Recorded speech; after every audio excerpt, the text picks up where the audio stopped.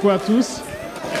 Et tout d'abord, je tenais à rendre grâce à Dieu qui a permis que cette journée se passe merveilleusement bien et que je prie que tout le monde puisse rejoindre chez lui en bonne santé après cette deuxième session et que le combat continue. Après cela, c'est un mot de remerciement à l'endroit de nos vaillantes forces combattantes toujours, qui ont compris le sens de notre combat et qui se donnent corps et âme pour que la Confédération puisse continuer d'exister. Enfin, je remercie la population de l'AES qui a franchement compris pourquoi nous ne devons que compter sur nous-mêmes et pourquoi nous ne devons pas nous apitoyer sur notre sort. Et vous avez fait preuve à travers votre résistance, votre résilience à supporter tous les coups que l'ennemi a bien voulu nous donner dans cette lutte de brise des chaînes de l'esclavage. Merci beaucoup. Et revenant donc à cette deuxième session, je tenais en tout cas du fond du cœur à remercier mon frère ici présent,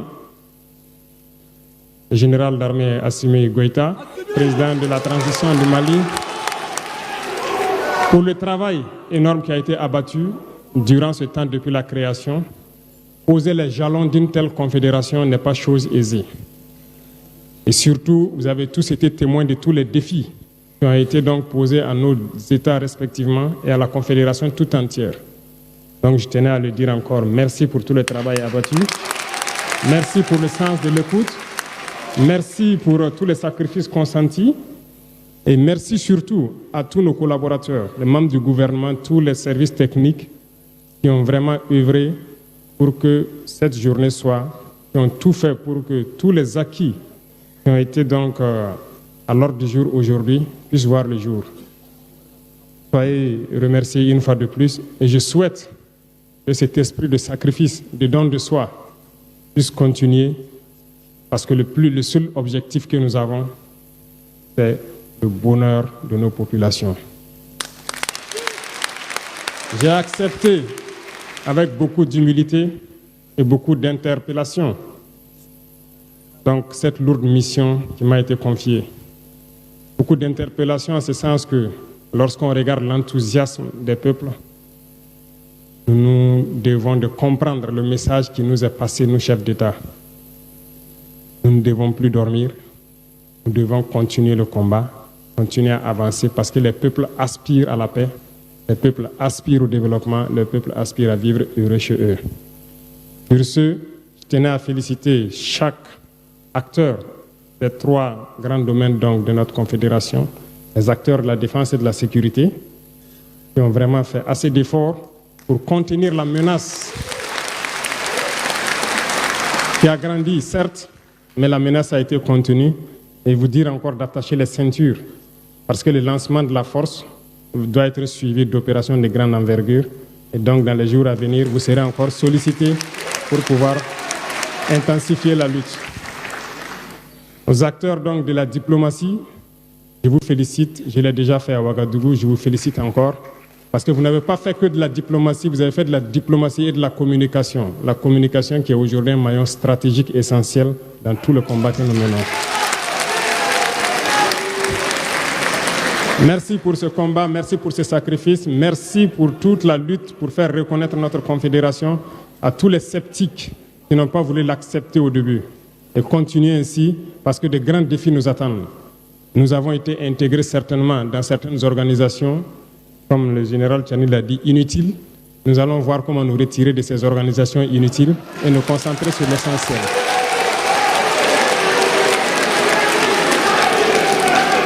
Aux acteurs du développement qui est une mission transversale, après la sécurité et donc la diplomatie pour maintenir et la communication pour maintenir en veille donc l'esprit de nos populations, on pense au développement. Et le développement concerne plusieurs secteurs. Alors j'invite tout un chacun, dès à présent, à redoubler d'ardeur. Parce que nous nous sommes donné des objectifs et nous avons compris la géopolitique, nous avons compris le monde. Nous ne compterons que sur nous-mêmes a priori. Et ça, il faut que tout le monde l'intègre. L'autosuffisance alimentaire doit être une réalité dans notre confédération et nous devons nous fixer des objectifs pour cela. Nous avons de grands projets de développement, que ce soit en termes d'industrie, d'infrastructure. Nous allons batailler pour que ces projets voient le jour. Et bien sûr, d'autres grands projets plus stratégiques et urgents nous attendent, et qui va demander plus de célérité dans tout ce que nous faisons. Et c'est ce qui est attendu par tout un chacun ici et tous les peuples de la Confédération. Donc, le rythme sera certes soutenu, mais d'ores et déjà, je vous invite à vous mettre au travail pour que nous puissions relever les défis, parce que ce que nous faisons actuellement est un défi. Enfin, je continuerai donc à solliciter le soutien et l'appui de mes frères ici présents, qui, en tout cas, n'ont ménagé aucun effort à n'importe quel moment. Quand j'ai voulu, j'ai eu besoin d'eux, ils étaient disponibles. Nous avons toujours ménagé nos programmes pour pouvoir nous retrouver et discuter des questions essentielles. Les défis furent nombreux, il y a eu des hauts, des bas, mais l'esprit de solidarité, l'esprit de fraternité, l'esprit de tolérance a permis à ce que nous soyons là aujourd'hui. Et je puis vous assurer que nous continuons les échanges dans ce sens et nous promettons de ne pas vous décevoir, de ne pas décevoir le peuple de l'AES et de continuer la lutte. Merci à tout un chacun. Je ne serai pas plus long que ça. Je souhaite que Dieu vous accompagne tous dans vos missions respectives, que Dieu vous ramène tout un chacun sain et sauf chez lui et que la lutte puisse continuer et ardemment contre l'impérialisme, ses valets locaux et toutes ces manifestations ici dans l'espace confédéral. La patrie ou la mort, nous vaincrons. Merci.